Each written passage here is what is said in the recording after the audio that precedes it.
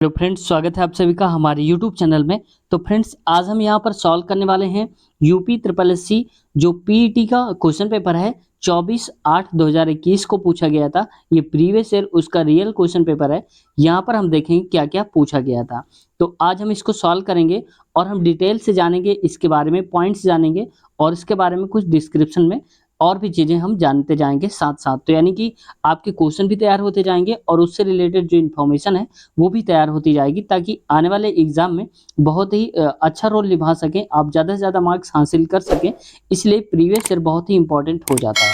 तो friends, video में अंत तक बने रहिए और अगर आप चैनल पर नए हैं तो आपसे रिक्वेस्ट है चैनल को सब्सक्राइब जरूर कर लें और बेल आइकन दबाना बिल्कुल भी मत भूलें। उम्मीद है चैनल को सब्सक्राइब कर लिया होगा। आइए शुरुआत करते हैं आज की इस वीडियो की। तो फ्रेंड्स, यहाँ पर देखो, आज का पहला क्वेश्चन है, सबसे इंपॉर्टेंट क्वेश्चन में से पूछा जाने वाला क्वेश्चन है। यहाँ पर मैं आपको दिखा देता हूँ, ये पहला ही क्वेश्चन है।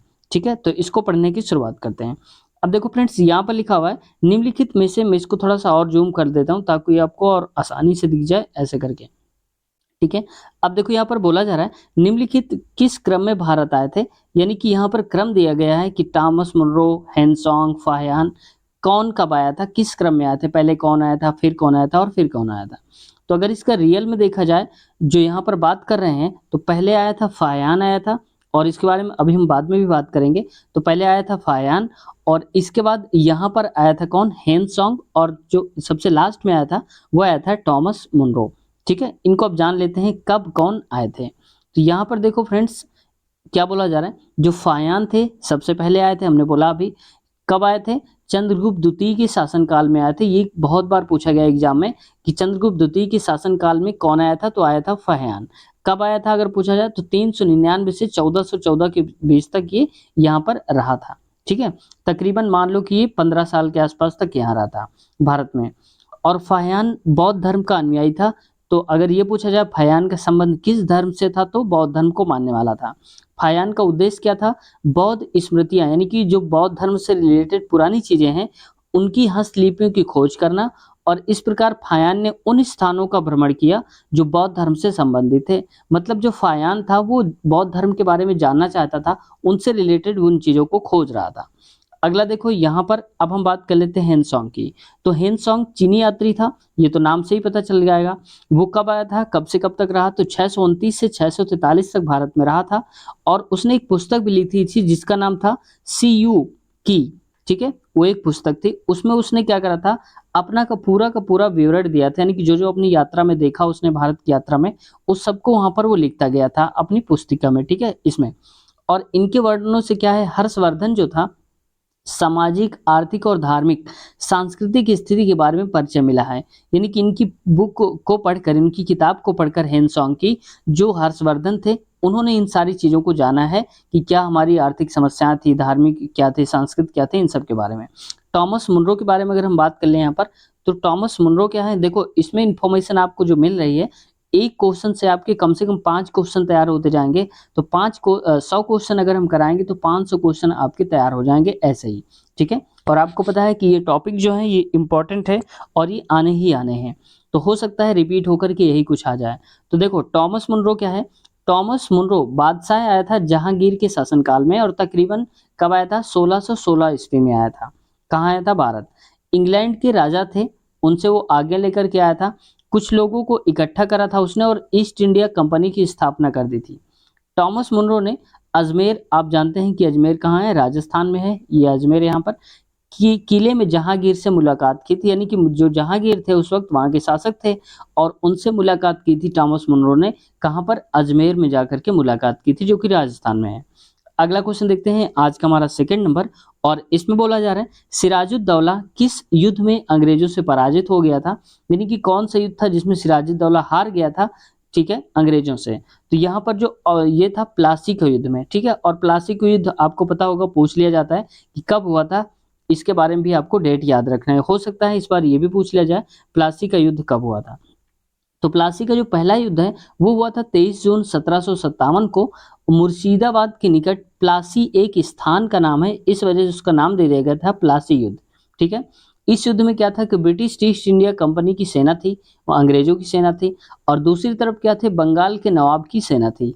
ठीक है, अब क्या हुआ था, ईस्ट इंडिया कंपनी की सेना ने क्या करा था, रॉबर्ट क्लाउ जो उसका लीडरशिप कर रहे थे, उनके नवाब सिराजुद्दौला को हरा दिया था। ठीक है, यहाँ पर याद रखना है, लेकिन ये सब कुछ ज़्यादा याद नहीं रखने की ज़रूरत है, आपको सिर्फ ये याद रखना है कि प्लासी का पहला युद्ध कब हुआ था, तो ये पूछ लिया जाता है 23 जून 1757 को यहाँ पर हुआ था, ये आपको याद रखना है।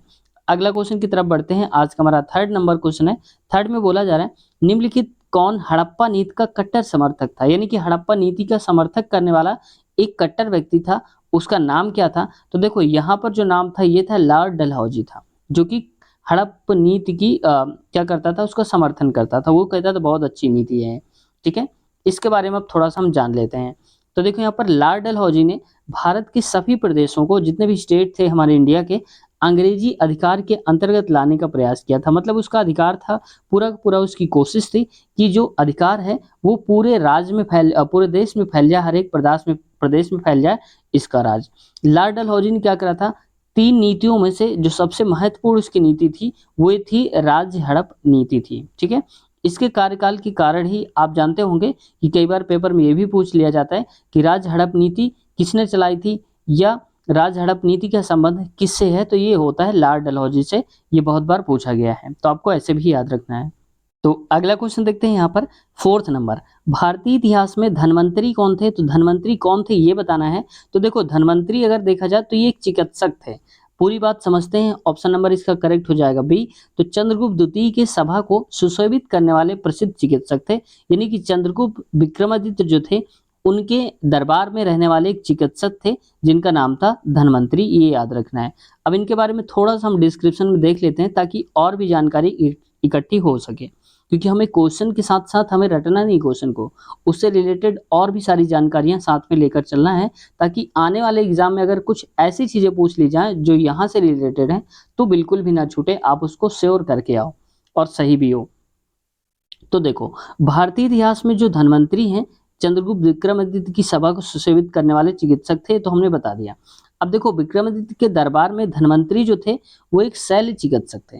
वो विक्रमादित्य की सेना में मौजूद थे, मतलब उनकी जो सेना थी उसी में वो डॉक्टर थे। मतलब ये कह सकते हैं आपकी डिफेंस डॉक्टर जैसे होते हैं वैसे ही। अब उनका काम क्या था कि जो वहां पर देखो शल्य लिखा हुआ है, शल्य मतलब कि वहां पर सेना, तो सेना के चिकित्सक थे, डॉक्टर थे।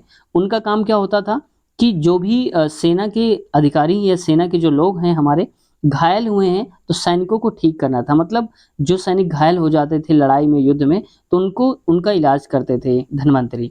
ठीक है, अब धन्वंतरी ने एक पुस्तक लिखी थी, कई सारी पुस्तकें लिखी थी, उनके नाम देख लेते हैं क्योंकि कई बार डायरेक्टली पूछ लिया जाता है कि इसके लेखक कौन है। तो रोग निदान, वैद्य चिंतामणि, विद्या प्रकाश, चिकित्सा धन्वंतरी, निखंड, वैद्यक, मास्कोदय और चिकित्सा सार संग्रह। अब आपको यहाँ से एक वर्ड आया याद रोग चिंतामणि, तो चिंतामणि के लेखक एक और हैं लेखक, आपको बताना है कौन से। ठीक है, तो इसमें आपको जवाब देना है कि चिंतामणि के लेखक कौन है। ठीक है, ये तो हो ही जाएंगे, लेकिन चिंतामणि पुस्तक एक और व्यक्ति ने लिखा है, किसने लिखा है ये आपको बताना है। अगला क्वेश्चन देखते हैं, आज का हमारा 5th क्वेश्चन है। इसमें बोला जा रहा है मौर्यकालीन भारत के विवरण वाली इंडिका।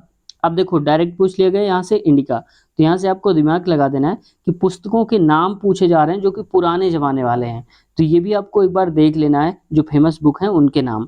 तो इंडिका के लेखक कौन है, तो इंडिका के लेखक हो जाएंगे यहाँ पर हमारे मेगास्थनीज। तो मेगास्थनीज ने इंडिका नामक पुस्तक लिखी थी।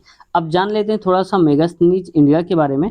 तो देखो इंडिका के जो लेखक है मेगास्थनीज थे, वो एक सेल्यूकस राजदूत थे और उन्होंने 304 ईस्वी पूर्व, आप समझ सकते हैं कितने पहले की बात है, 304 ईस्वी पूर्व में चंद्रगुप्त मौर्य के दरबार में वो आए हुए थे। ये याद रखना है कि जो मेगास्थनीज थे वो किसके शासनकाल में भारत आए थे, तो चंद्रगुप्त मौर्य के शासनकाल में भारत आए थे। उन्होंने एक ग्रंथ लिखा था जिसका नाम क्या था, इंडिका। मौर्यकालीन प्रशासन की विश्वसनीय जानकारी दर्ज की गई है।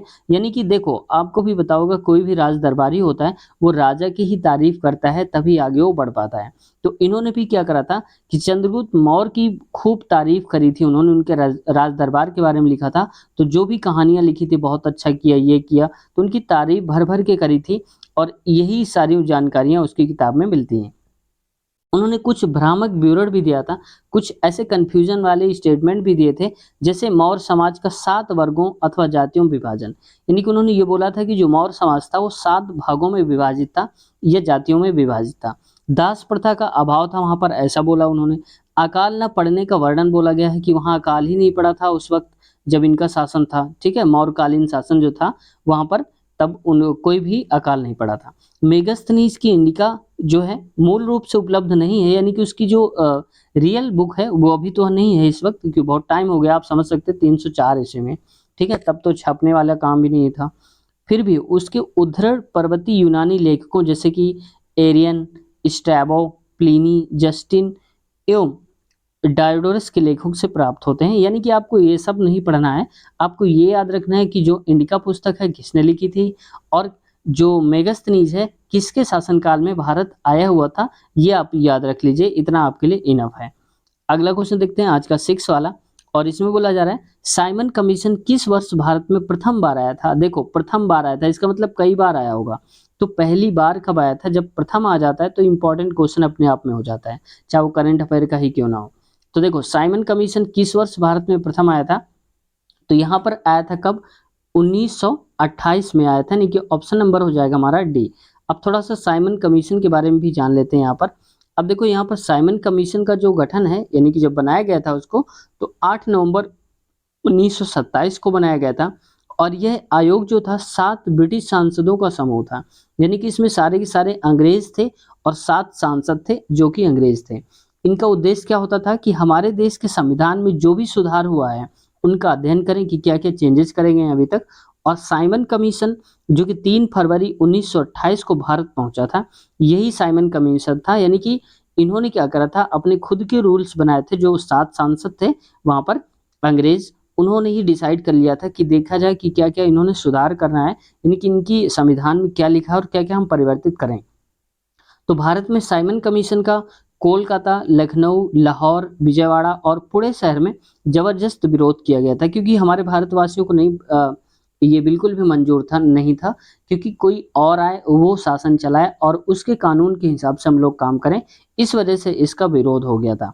साइमन वापस जाओ के नारे भी वहाँ पर लगाए गए, तो आपने सुना होगा साइमन कमीशन वापस जाओ, ये नारा आपने कभी न कभी जरूर सुना होगा।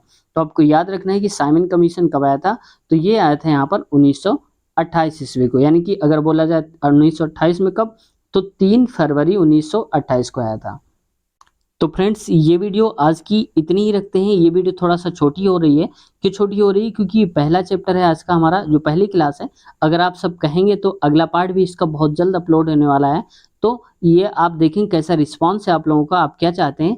इस वजह से फिर अगला पार्ट भी होगा सॉल्व, और सारे सब्जेक्ट की सॉल्व कराएंगे, हिंदी हो, इंग्लिश हो, कुछ भी, क्योंकि हम इस पूरे क्वेश्चन पेपर को 100 तक पूरा लेके जाएंगे, और जो जो मिलता जाएगा उसको हम डिटेल से समझते जाएंगे, ठीक है?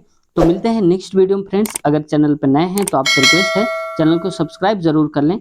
तो मिलते हैं नेक्स्ट वीडियो में, अपना ख्याल रखिए, शुभ रात्रि, टेक केयर, बाय बाय।